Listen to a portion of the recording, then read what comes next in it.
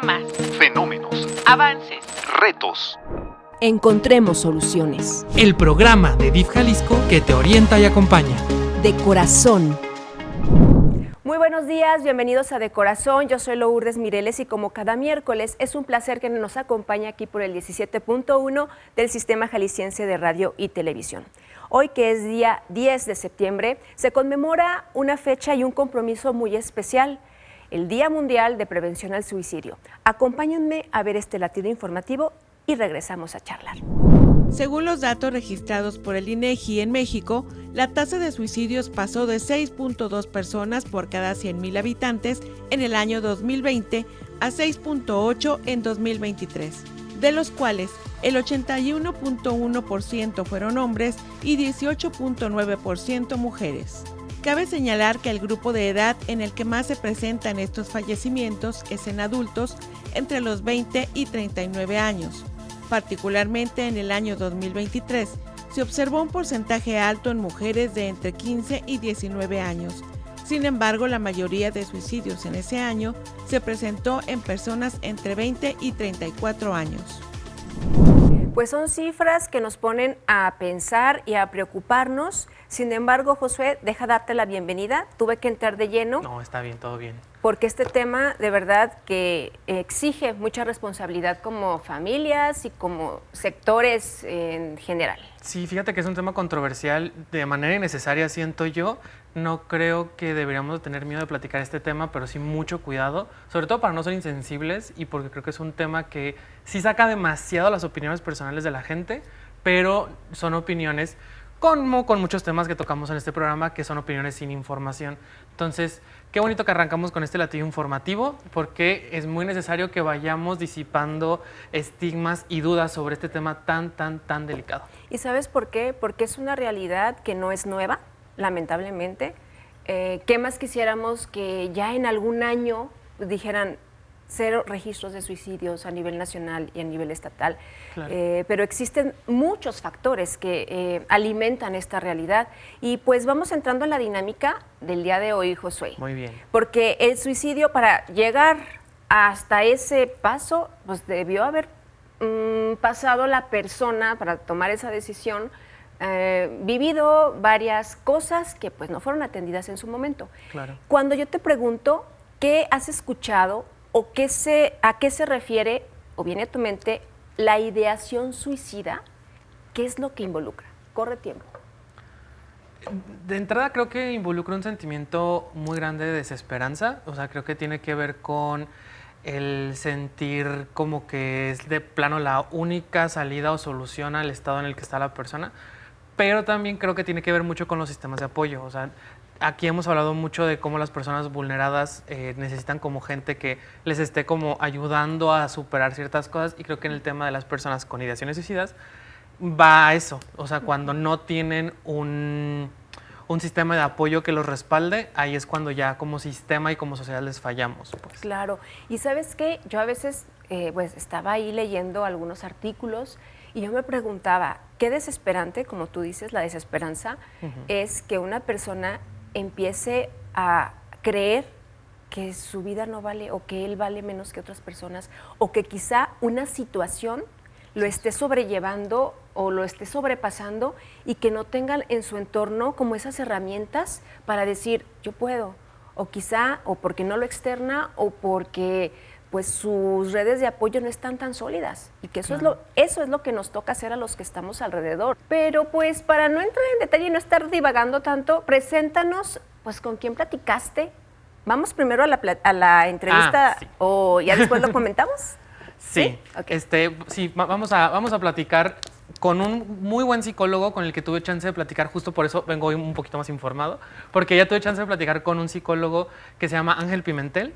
Él es pues experto en la atención de personas con ideaciones suicidas o con intentos, y él nos estuvo platicando un poquito sobre qué factores influyen y cuáles son como las condiciones que tiene que tener una persona para llegar a ese punto y cómo detectarlas. Pues vamos, ¿qué les parece que nos acompañen? Es breve y regresamos a charlar aquí en De Corazón. El tema del suicidio es un tema que en general para las y los profesionales de la salud mental, en general, no todas las psicólogas y los psicólogos, sino específicamente los que nos dedicamos a la atención en salud mental, es un tema con el que, si no es que estamos familiarizados, sí requerimos estar en conocimiento muy cercano del fenómeno suicida, los factores que intervienen en el fenómeno suicida y las herramientas que podemos dar en una primera respuesta para evitar que las personas lleguen a suicidarse o incluso a intentar suicidarse. El primer factor que yo creo que es bien relevante, que tiene que ver con todo el tema de creencias, valores, costumbres,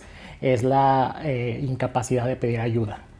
Creo que una de las situaciones que con mayor lamentabilidad llevan a una persona a no ver otra solución más que atentar contra su vida es que es muy complicado en nuestra cultura, sobre todo, y ahorita voy a hablar un poco del tema de género, ¿no? Sobre todo para los hombres. Entonces lo extraño es por qué se matan más los hombres si las que reportan mayor cantidad de diagnósticos en esta área son las mujeres. Pues simple y sencillo, porque las mujeres sí llegan a pedir ayuda. Los hombres no llegan a pedir ayuda y entonces llegan a un momento en el que la única opción es atentar contra su vida. Otro factor que creo que es súper relevante es que quienes llegan a pedir ayuda por lo regular llegan a las instituciones y no reciben la ayuda que es importante o necesaria de recibir. Por muchos otros factores también, por la saturación de los servicios, porque el personal puede no estar capacitado de la mejor forma o porque el mismo personal por la saturación de los servicios está ya en una situación de burnout. Como profesionales de la salud mental, como psicoterapeutas, en mi caso que tenemos frente a nosotros en consulta a una persona que nos está haciendo patente que ha estado pensando en que morir es una buena idea, desde el momento en ello, es que sería mejor ya no estar vivo, o para qué sigo viviendo. Bueno, lo primero que tenemos que hacer es desarrollar una perspectiva muy empática y muy validante, que nos lleva a decir o a expresar, digo, yo puedo comprender que lo que estés pasando muy mal, puedo comprender que haya este dolor emocional que te pueda llevar a creer que la mejor opción es ya no estar vivo o ya no estar viva. Pero me gustaría que pudiésemos ahondar un poco más, ¿no? Desde ahí, desde la empatía, desde yo puedo entender, me gustaría que me hablaras más de ello, ¿con la intención de qué? Con la intención de poder encontrar los pensamientos claros de qué le está llevando ahí y a partir de ello medir el riesgo. Y a partir de cómo analicemos la situación, pues se pueden hacer tres cosas, ¿no? Una es continuar con el tratamiento como se ha estado llevando, si se nota que la intencionalidad es baja o nula, que solo es algo que le pasó por la mente, no hay que perderlo de vista y seguirlo trabajando en las sesiones consecuentes. Dos, si veo que hay un riesgo medio, de medio alto, a firmar, desde la terapia dialéctica conductual se llama un compromiso con la vida, en el que pues se habla de las estrategias que ver aplicando y de lo primero, lo segundo, lo tercero y las personas a las que puede contactar en caso de sentirse en este peligro. Y ya si de verdad vemos un riesgo muy inminente que de verdad ponga en peligro su vida, que eso es muy a juicio clínico, por eso es importante que quienes atendamos a este tipo de pacientes podamos tener una formación especializada en el tema, pues se recomienda el internamiento. Pues ahí tienen la voz del experto, él es el presidente del Colegio de Profesionales de Psicología aquí en el estado de Jalisco. Y precisamente, pues dices, ¿por qué un psicólogo tiene que decir, verdad? Pues claro, obviamente es más que evidente que personas que no se atienden la salud emocional en un grado preventivo, pues pueden empezar a caer en estos estados de ánimo o que después se convierten en trastornos. Claro. Acá lo que a mí me puede parecer importante es que justo se tiene el estigma de que una persona que llega a este punto es porque ya tiene algún problema, un trastorno así. Y eso me gustó, que Ángel nos explicaba que en realidad, si bien sí hay muchos casos en los que hay un trastorno involucrado, también hay otros en los que no. Entonces, esto de verdad no puede tener un estigma porque a cualquiera le puede pasar. Y sobre todo, es una cosa en la que es impresionante cómo luego nosotros mismos no nos damos cuenta cómo personas en nuestro círculo cercano está pasando por esto. Lo que decía Ángel, que hay gente que pues deja de comer, hay gente que se aísla, que detiene actividades y no nos parece extraño, no nos damos cuenta. mucho tiene que ver claramente porque vivimos en una sociedad cada vez más individualista, lo hemos visto en nuestros temas, que cada vez vamos individualizando más las situaciones, y este es uno de esos casos en los que el hecho de que ya no nos fijemos en la vida del otro porque estamos muy ensimismados, nos pone en riesgo a todos. Y ¿sabes qué? Es preocupante, aunque en el latido informativo no habla de cifras en adolescentes, sí hay un índice. Hay etapas a partir de los 15 años en donde ya un adolescente empieza a creer que esa va a ser la única salida que tiene para acabar con sus problemas. Y qué tan importante es que un niño, una niña, si está en un ambiente familiar sólido, sustentado en valores y sobre todo que tenga pues ese amor y viva en felicidad, pues nunca se le va a pasar por la mente. Claro, y seguramente ahorita ya platicaremos con nuestros invitados expertos, pero también está el tema del género, como aunque sí hay más mujeres que de pronto les diagnostica con trastornos depresivos o situaciones que les pueden poner en riesgo su salud mental, son los hombres los que más llevan a cabo estos actos. Entonces, ahí sí hay una situación interesante que me gustaría ahondar ahorita con nuestros invitados, pero es como para que sí nos pongamos a pensar que esto es un problema, claro que emocional y psicológico, pero definitivamente tiene que ser un problema sistémico si hay tantos como incidencias y coincidencias entre los casos, pues. Pues mira, yo creo que, no sé, no soy experta, pero yo creo que cada caso es único, porque pues viene desde cómo fuiste educado,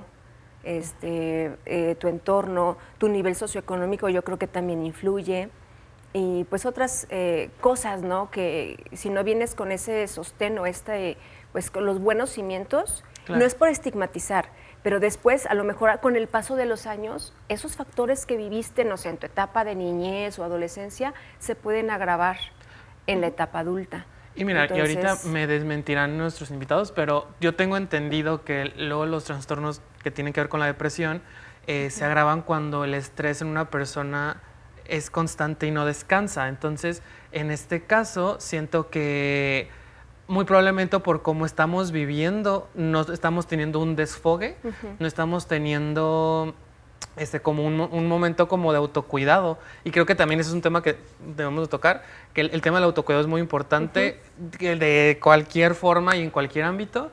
Entonces este programa por eso se me hace como tan valioso y tan necesario que abordemos desde tanto perspectiva diferente como lo vamos a hacer el día de hoy, porque definitivamente algo como sociedad nos estamos fallando a nosotros mismos.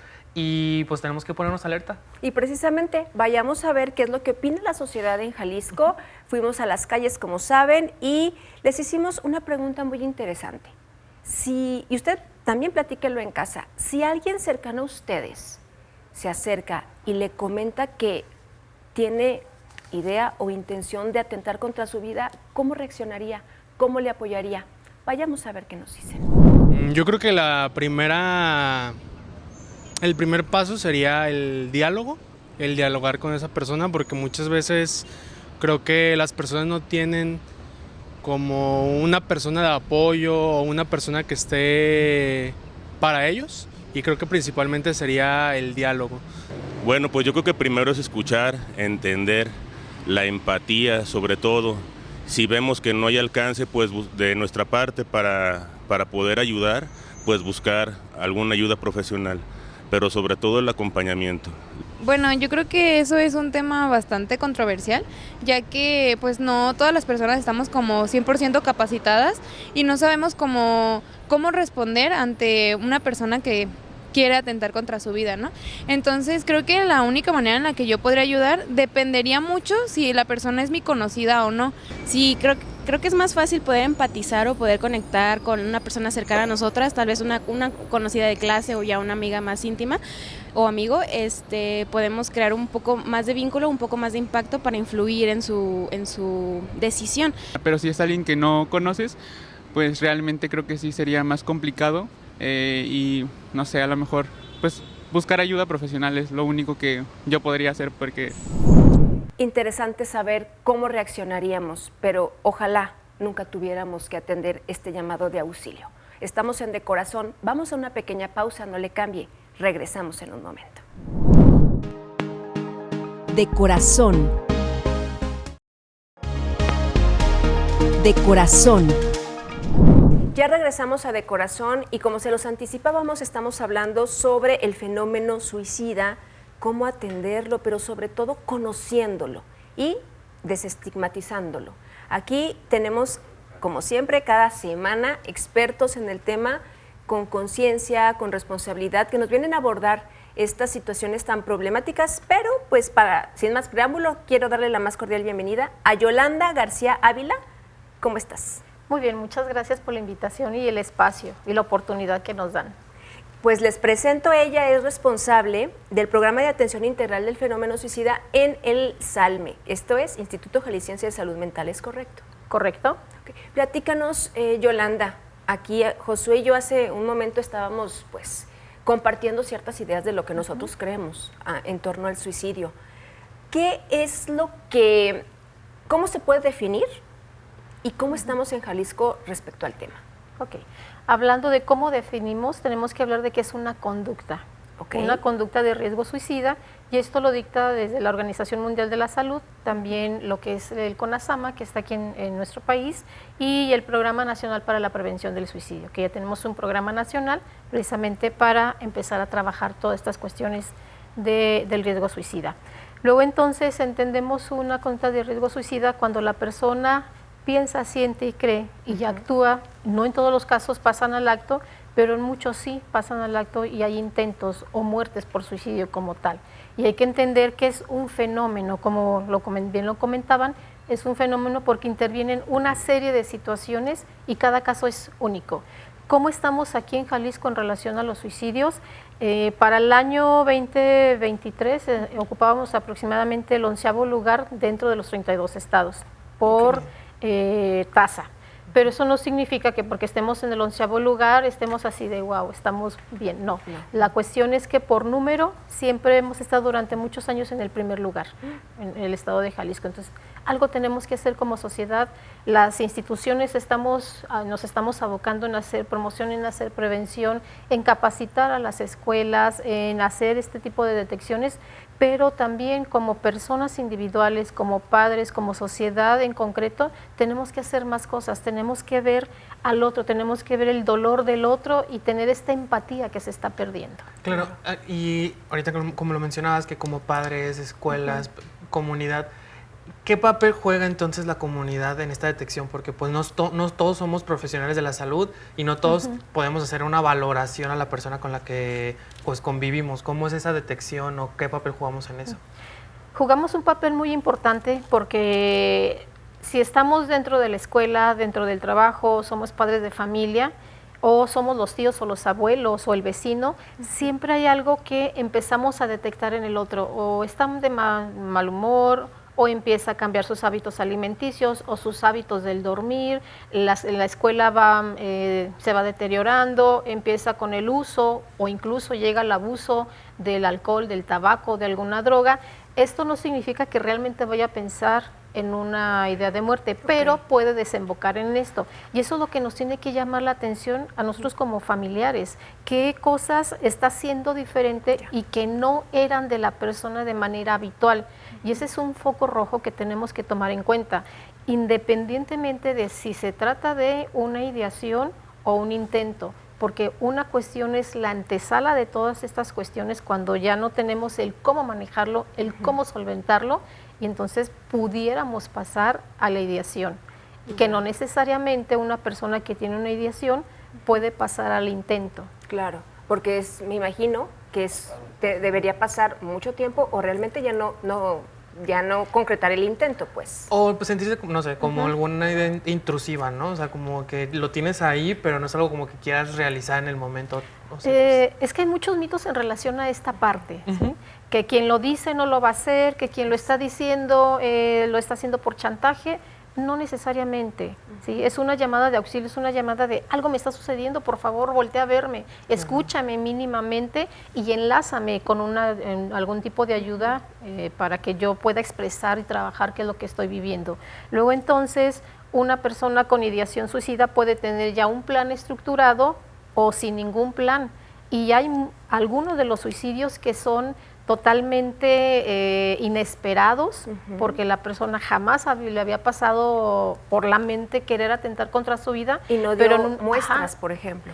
Generalmente se dan muestras, a lo mejor sí son muy sutiles, pero sí hay ciertas condiciones que debemos empezar a observar, pero con el ir y venir de lo cotidiano las pasamos desapercibidas. Claro. ¿Sí? Entonces sí, no necesariamente el que yo tenga una ideación suicida es que voy a pasar al acto, pero quizás no tengo una ideación suicida y lo hago, porque por esa cuestión impulsiva, por no saber manejar lo que estoy viviendo en este momento.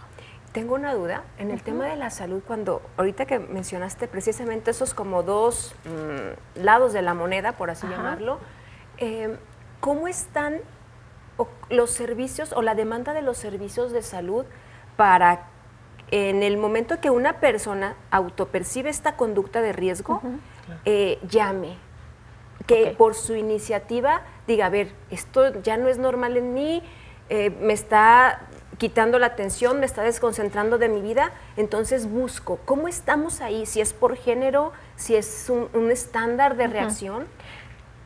Hay una situación importante. Las mujeres son las que más llaman por teléfono, son las que más acuden, son las que más solicitan el servicio. Y esto tiene que ver con el contexto sociocultural. Los varones generalmente acuden menos, dicen menos lo que les está sucediendo, hablan menos de sus emociones y por tanto desafortunadamente, estadísticamente, los varones o los hombres son los que mueren más por suicidio que las mujeres. Son por cada 3 o 4 varones que mueren por suicidio hay una mujer, pero las mujeres lo intentan más. Entonces se tiene que ver todo un contexto y se tiene que trabajar en específico con cada persona en particular en su contexto, porque no es la misma situación, aunque vivimos en Guadalajara, no son las mismas condiciones las que vives tú, las que vive él o las que vivo yo. En algunas, bueno, yo cuando estaba ahí investigando, me llamó mucho la atención que en los últimos registros del INEGI, Chihuahua era el que lideraba en el 2023 los casos, y dije, ¿qué habrá pasado? ¿Qué habrá pasado? ¿Será por la inseguridad? ¿Será por, no sé, quizá factores externos? ¿O realmente que quizá no existen las herramientas para atender este tipo de eventos, ¿no? Es que más que las herramientas tenemos que hablar de promoción de la salud mental y prevención de riesgos psicosociales en los cuales está incluido la conducta de riesgo suicida. Si no atendemos esta parte, si no tenemos una cultura de prevención, podemos llegar a esta otra situación. Y como bien comentaban ustedes hace un momento, la cuestión es que es un fenómeno.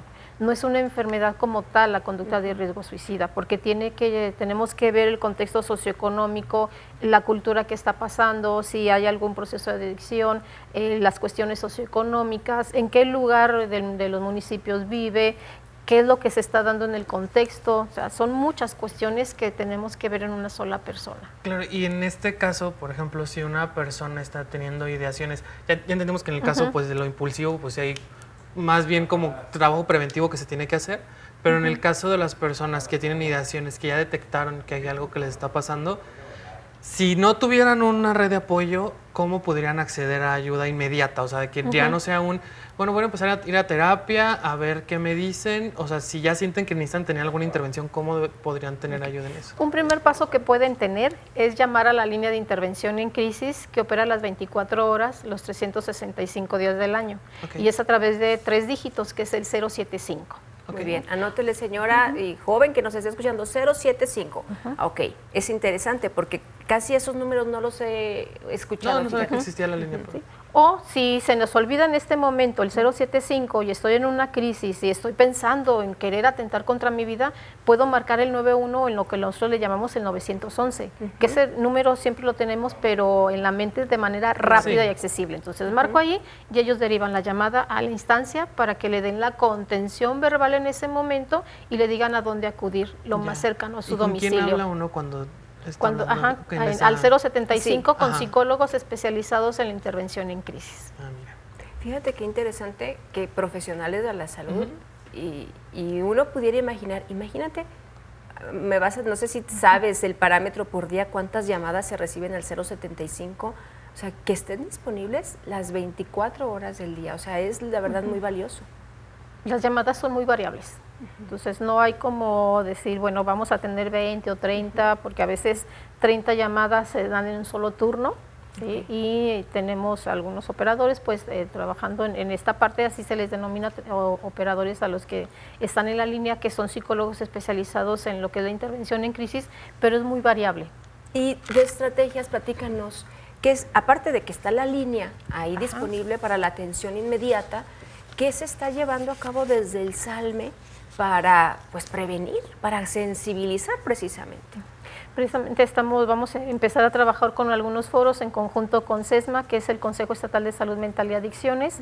Estamos trabajando también con DIF, estamos trabajando muy fuerte con instituciones públicas y privadas de escuelas, donde estamos capacitando precisamente a los docentes, a los orientadores educativos, a todo el personal que integra toda la escuela, en cómo ellos pueden detectar una ideación, un intento y qué hacer si hay una muerte por suicidio en los alumnos, que esto es muy caótico en las escuelas cuando se les presentan estas situaciones. Entonces hay unas guías que ellos ya están trabajando también, y estas guías se bajan a toda la escuela para que ellos sepan en algún determinado momento qué es lo que tengo que hacer, y no dar como, bueno, decir, aquí nos perdemos en toda la información, todos caemos en crisis, y qué hacemos con estas partes. Esta es una situación que se está haciendo desde SALME, otras se están implementando protocolos y acciones para la Red Estatal de Salud Mental, de cómo trabajar precisamente con las personas que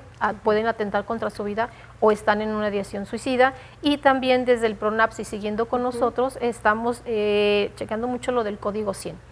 Código 100 significa trabajar con personas que tienen ideación suicida o intento de suicidio. Y cuando hablamos de Código 100 es para bajar el estigma de no es el que intentó suicidarse. Tenemos un Código 100 y con eso vamos bajando también el estigma. Pues Yolanda, muchísimas gracias por habernos acompañado. Un bloque es muy breve, pero muy valiosa la información que nos compartes allá en familia. Vamos a una pequeña pausa, no le cambie, estamos de corazón. De corazón. De corazón. Pues ya regresamos aquí a De Corazón, tratando este tema tan importante como el fenómeno suicida, cómo atenderlo, pero sobre todo cómo prevenirlo. Y pues nos acompañan en este bloque, quiero presentarles a Diana Morales Mancilla. Ella es policía segundo y psicóloga encargada de la Unidad Policial de Atención en Crisis, UPAC, de la Secretaría de Seguridad. Bienvenida, Diana. Muchísimas gracias. Gracias por la invitación. Ok, y pues viene acompañada pues de un elemento y amigo, yo creo, de todos los ciudadanos, Quetzalcóatl Ramírez Sepúlveda. Tú como policía, pues te toca ahí todos los días afrontarte a muchas situaciones. Sí, muchas gracias por la invitación. Y sí, constantemente nos toca empatizar con el ciudadano, pero dándole todo el apoyo necesario conforme a sus derechos. Perfecto, pues bienvenidos ambos. Y pues aquí, Josué, iniciando de lleno, porque vamos a resolver las dudas que incluso ya nos recibimos también. Nunca habíamos tenido a dos invitados al mismo tiempo, entonces esto va a ser de lleno. Así que vámonos de lleno. Ya platicamos con la psicóloga de SALME, ya nos explicó cómo se coordinan con otras dependencias, pero entonces a ustedes les llega el reporte, les marcan. ¿Cómo actúa la Secretaría de Seguridad o cómo actúan ustedes ante un reporte? A ver, bien. ¿Quién quiera? La mano, levántenla. Siempre acuden al 911, la línea de emergencia. Acudimos siempre en la mayor eficiencia con el ciudadano para apoyarlo en los primeros auxilios psicológicos, también verificando la veracidad de su situación. ¿A qué te refieres con la veracidad de su situación? Sí, o sea, porque muchos tienen problemas, digamos que muchos están llorando, muchos problemas de amoríos, depende de la situación que tengan. Nosotros cómo verificamos como que miden el riesgo, medimos el riesgo, sí, del reporte, de la atención en que le vamos a brindar por parte de nosotros, de nuestra unidad. Ok, pero por ejemplo, antes de que a ti te mandan a cubrir el servicio, llega la llamada al 911, sí. ¿Y cómo detectan ahí si realmente no es una broma en primer momento? ¿Y cómo decir, la puedo atender o la puedo derivar para que le den contención? ¿Cómo toman esas decisiones? ¿Cómo es esa decisión? Prácticamente nosotros el 911 nos brinda toda esta información que el ciudadano hace en el reporte, que es domicilio, cruces, municipio, alguna situación en específico, y se empieza a preguntar sobre qué está pasando con el ciudadano, en dónde está en ese momento, qué es lo que está haciendo, si hubo algún consumo de sustancias, si no lo hubo, si es paciente psiquiátrico, qué signos y síntomas está presentando el paciente, y nosotros como reportantes estamos observando en el paciente o en el ciudadano. Esto con el objetivo que a nosotros nos baja ya esta información y empezamos nosotros a detectar, nosotros manejamos una base de datos donde ya tenemos el registro de los domicilios y ya empezamos a ver constantemente si se les empieza a dar seguimiento. Okay. Estamos de hecho empezando a implementar esta parte en darle seguimiento para continuar con la prevención, porque muchas veces no le dan el seguimiento correcto los mismos ciudadanos o los familiares responsables de ellos. Entonces ahí es donde detectamos. Todo se maneja con esta información fluida constantemente, no solamente por ser policías, sino también por ser psicólogos. Constantemente se maneja esta información en nuestra secretaría por la parte del monitoreo, porque como sus servidores acudimos al lugar de los hechos, tenemos que también cuidar la parte de nuestra seguridad para poderle dar a la ciudadanía la respuesta en tiempo, en forma y sobre todo con profesionalismo. Ok, entonces, ahorita como lo mencionaba Quetzalcóatl, ustedes además de revisar la situación también revisan, como lo decías, y que me parece importante hacer hincapié en esto de lo del sistema de apoyo, que las personas a cargo de la persona o del círculo de la persona sí estén dándole seguimiento y atención a quien está sufriendo la crisis. Entonces, ¿qué pasa si ustedes detectan que no está recibiendo? ¿Qué pasa si ustedes detectan que esta persona en su entorno está más en riesgo? ¿Cómo se actúa en ese caso? ¿Cómo se actúa? Prácticamente se les da, dentro de la entrevista, cuando acudimos en el lugar de los hechos, prácticamente es esta parte de darles la importancia de que su paciente tiene que ser atendido en tiempo y forma. Porque muchas veces no tienen el conocimiento, a veces, de la misma condición o de la crisis que está pasando su paciente. Se les sensibiliza y se mandan a psicoeducación. ¿Cómo es eso? ¿Cómo es esto? Que esto es un complemento. Hay varias instituciones como Salme que nos brinda cursos, instituciones privadas o instituciones, asociaciones que brindan la atención, el conocer el sistema de cómo está presentando el paciente, qué signos, qué síntomas, a dónde puedo marcar, qué puedo hacer, qué no puedo hacer. Como ahorita nos comentaba la maestra Yolanda, ¿no? El 075. Muchas veces la mayoría de la ciudadanía no lo conoce. Claro. Y eso nos ayuda mucho a nosotros a que la ciudadanía tenga una guía correcta para llevar a su paciente en atención en tiempo y forma. Y ya en campo, platícanos, Quetzalcóatl, me llamó la atención que llevan una base de datos desde oficinas, por así llamarlo, donde van identificando quizás si en un domicilio hay reincidencia. ¿Te ha tocado, en tu experiencia, acudir a un domicilio donde ya conoces a la persona y sabes cómo intervenir, cómo platicar con ella? Platícanos. Sí, claro, empatizamos principalmente con la usuaria, con la ciudadana, para si anteriormente ya habíamos tocado el mismo tema, pero nos reconocen. Casi siempre que llegamos a los domicilios nos reconocen y ahora sí que se controlan emocionalmente. Al momento de vernos, cuando generamos ese impacto positivo. Gracias a Dios es positivo nuestro impacto visual con el usuario o el ciudadano, como les comento, y se tranquilizan, casi siempre se han tranquilizado. Me ha tocado buenas experiencias con los mismos. ¿Tú qué herramientas has recibido en tu formación como operativo? Porque efectivamente a veces creemos, es un estigma de que, ay, los policías, los rudos, ¿no? Pero verles este otro lado de que pues soy tu amigo, o sea, confía en mí. ¿Cómo llegaste hasta este punto? ¿A todos se les da la misma instrucción o hay ciertos perfiles? Por parte de su servidor, estudio psicología, ya estoy por finiquitar la licenciatura, pero nos apoyan mucho la Secretaría del Estado con el tema de los cursos. Los cursos de atención en crisis, prevención, a todo lo que sea para derechos humanos, para ayudar al ciudadano. Claro. Perfecto. Y bueno, ya esto es acá el ciudadano en calle con su sistema de apoyo, pero solo duda, será porque son la Secretaría de Seguridad, pero en los casos de los centros de reinserción social, ¿existe algún mecanismo para detectar casos con posible riesgo de suicidio o cómo funciona? En los casos que ya pues están en custodia ahora sí del Estado de esas personas, ¿cómo se les puede dar atención o cómo se detecta? ¿Existe algún mecanismo para detectar este tipo de cosas? Este tipo de cosas se detectan, la Secretaría implementa cursos de capacitación, incluso hasta en menores, ¿no? Primaria, secundaria, preparatoria, y con eso obtenemos resultados.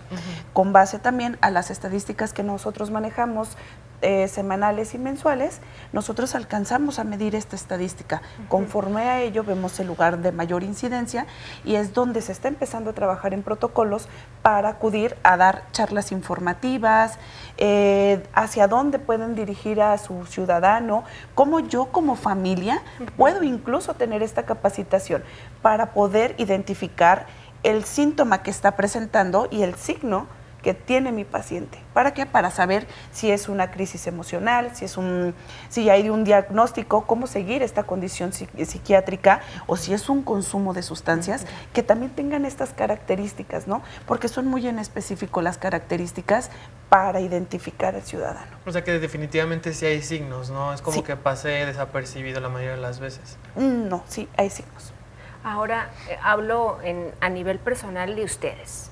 El estar expuestos a estas situaciones o situaciones problemáticas en donde pues obviamente se manejan muchas emociones y muchas fibras, ¿no? ¿Ustedes reciben algún tipo de contención también al momento de estar expuestos a situaciones de riesgo de otra persona, por ejemplo?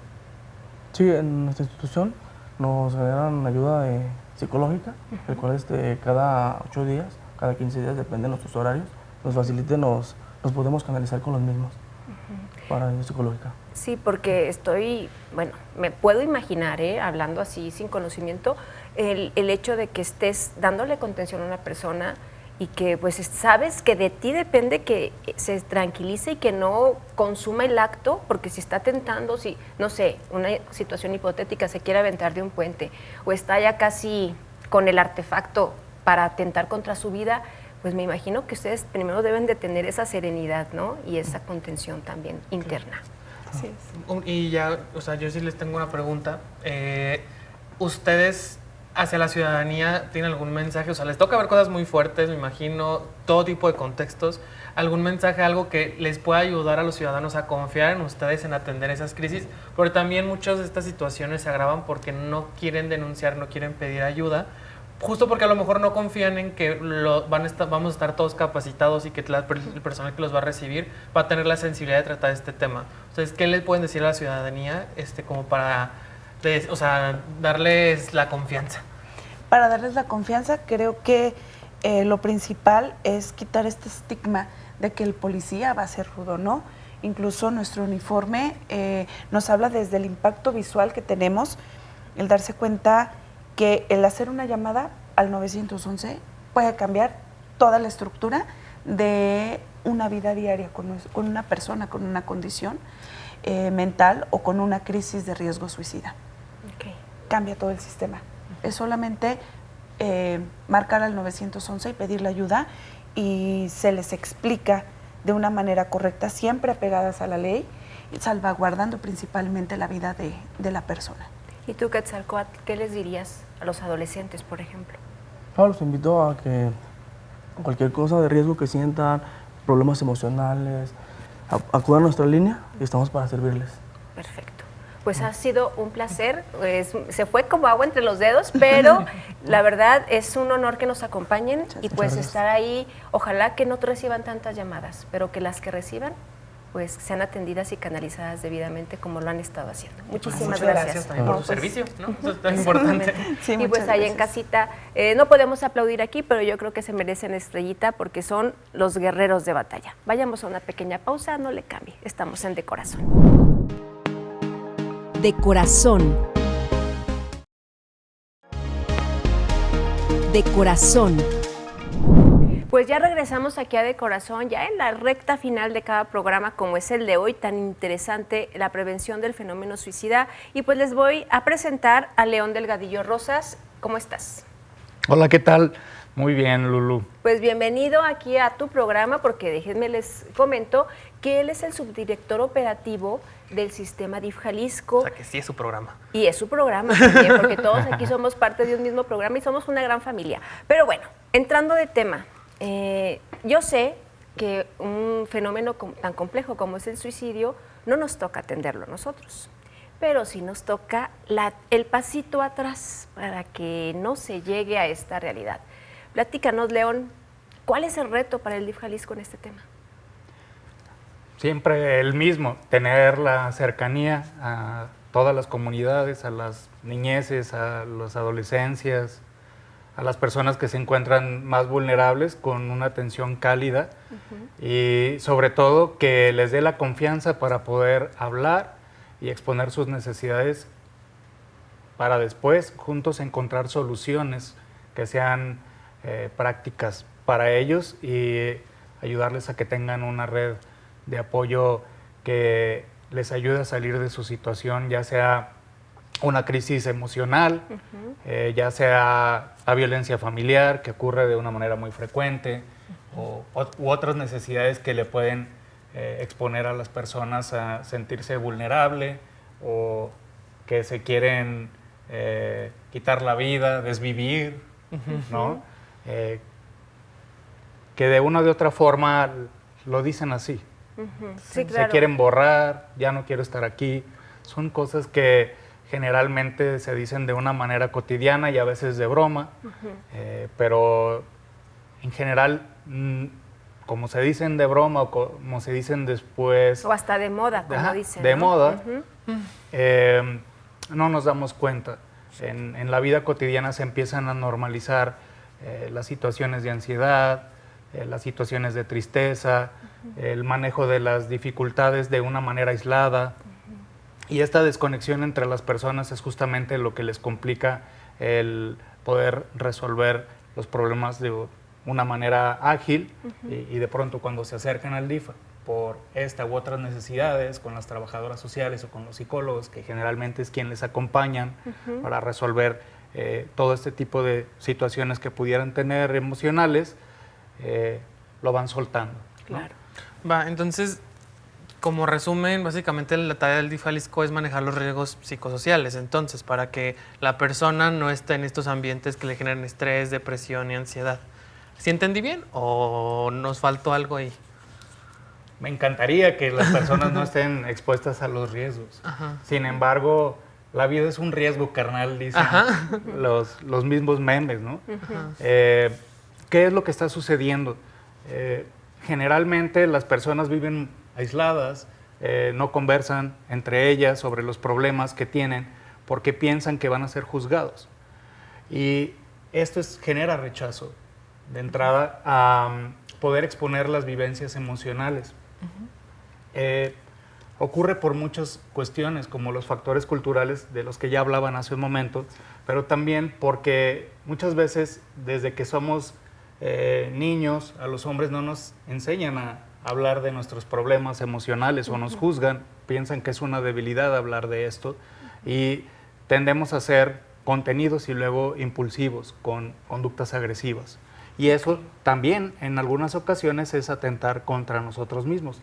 Y por ejemplo a las mujeres, aunque se les facilita poder hablar de las cosas, muchas veces se les anula con respecto a la importancia o a la relevancia que tienen en las situaciones y a lo largo de la vida se les empieza a sobrecargar dentro de muchos de los deberes, incluso cuando llegan a ser madres o cuidadoras, que también las expone justamente a vivir de una manera reservada lo que está sucediendo. Y en ese sentido, entonces, ¿qué acciones está impulsando DIF para entonces voltear a ver a los padres, a las madres, incluso a los hijos, para que no caigan en estas conductas que los aíslen? ¿Qué acciones concretas estamos llevando a cabo? Nosotros trabajamos con un taller de crianza positiva de una manera muy eficiente. Buscamos que haya cercanía, amor, comprensión entre todos los miembros de la familia. Entonces, es muy importante que los papás aprendan hablar de los problemas que suceden en la familia para que busquen solucionarlos de una forma no violenta, pero también que aprendan de los expertos y entre ellos de formas en las que pueden tener una relación cercana con sus niños, de confianza, y que les ayude a tener seguridad a todas las personas dentro de la familia. La base de esto pensaríamos que es como etérea, pero es el cariño, es el amor, es la comprensión, es la escucha.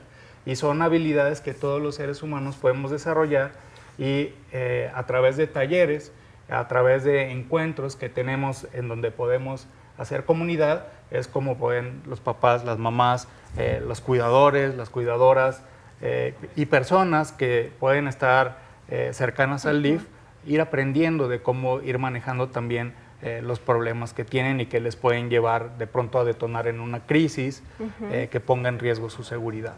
Y bueno, entonces ya haciendo un poquito de trampa con esto de los talleres de creencia positiva, ¿cuáles son en específico las señales de alertas que las familias podrían detectar para que se den cuenta si alguno de sus integrantes, no solamente niñas, niños, adolescentes, cualquiera de sus integrantes esté pasando por una crisis que lo lleve a una ideación suicida o a intentarlo o a cometerlo?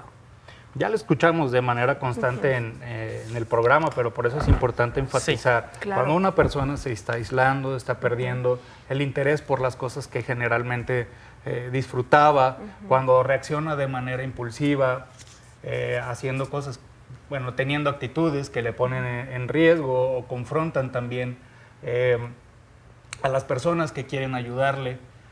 Cuando las personas, por ejemplo, hoy en día se refugian o abusan de las redes sociales. Ya, es otra adicción, la verdad.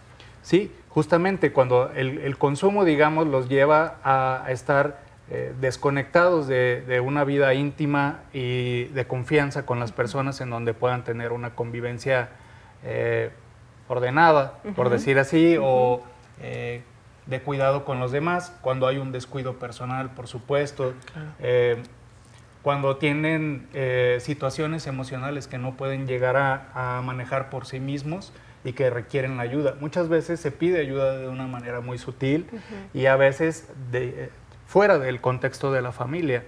Entonces, eso es muy importante, por ejemplo, con las niñeces y las adolescencias, porque a veces se pierde la confianza o se rompe la relación entre padres e hijos por alguna circunstancia, como por ejemplo que los padres son demasiado severos o juzgones, y ellos de pronto lo hablan con amigos o lo hablan en la escuela, con algún adulto, con algún profesor, alguna vecina u otro familiar extenso, y entonces es a través de la escucha de otros como se enteran.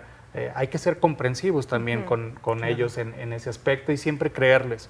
En el sentido de que todas las palabras que pueden decir pueden externar algo mucho más profundo y que también muchas de las actitudes que tienen dicen más que las palabras sobre su sufrimiento. Claro. Y pues fíjate que ya casi estamos a unos segundos de que eso termine. ¿Cuál sería la invitación a las familias para que creen entornos protectores resilientes ante cualquier problemática? Que sean amorosas, responsables y cuidadosas entre todos los miembros, que sepan poner límites de manera adecuada, temprana y que atiendan también a las necesidades de todos como si fueran parte importante de igual manera, sin importar la situación en la que se encuentren. El apoyo mutuo es fundamental y sobre todo ir sumando entre todos una confianza de apoyo mutuo y también que ayude a que las personas confíen en los demás, ¿no? Pues eso pienso que es hacer lo que engloba. Es hacerlo común y está basado en el amor y el respeto.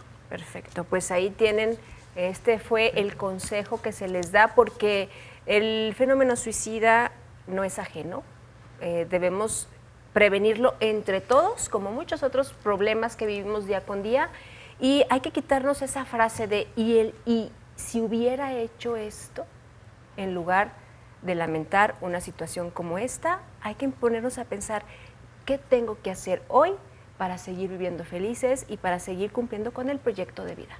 Es un placer que nos hayan acompañado, Josué, como siempre. No, la verdad es un placer, fue un privilegio este intercambio y creo que si de algo nos podemos llevar a esto es que si el pedir ayuda parece que es por llamar la atención, pues hay que darle atención a la gente que lo está pidiendo. Exacto. Definitivamente. Y lo que decía León, o sea, es amor, respeto y confianza, que creo que es lo mínimo que nos podemos dar los unos a los otros. Exactamente. No hay que ser omisos, hay que estar atentos y como siempre les voy a dejar aquí un regalito de corazón, otro rincón de nuestro bello estado. En Rutas y Raíces lo vemos y la vemos. Hasta la próxima semana.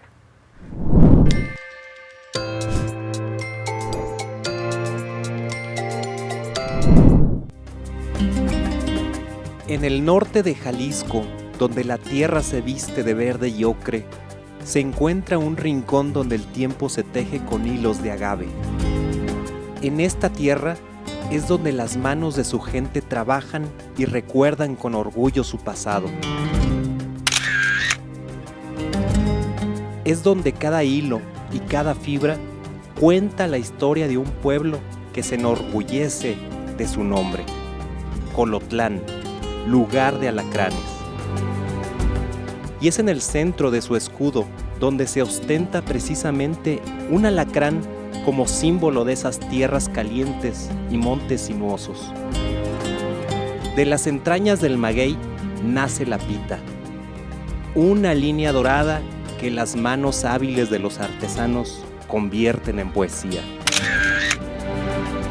Punto tras punto, con la paciencia que otorga el amor, surgen flores, enredaderas y alacranes, figuras que son el alfabeto visual de Colotlán. Estos cinturones, sandalias y carteras no solo son accesorios, son lienzos para llevar y portar, símbolos de identidad que ceñían los chinacos y que hoy visten las nuevas generaciones con el mismo orgullo. Son la elegancia hecha a mano. Y junto al tejido, en uno de los talleres sobresale una silla para montar, realizada con cuero tratado, robustecido por el sol del norte. Al paso de los días se ha convertido en una obra sobresaliente. Colotlán es un pueblo trabajador y talentoso, donde uno puede encontrar esa paz en cada una de sus esquinas.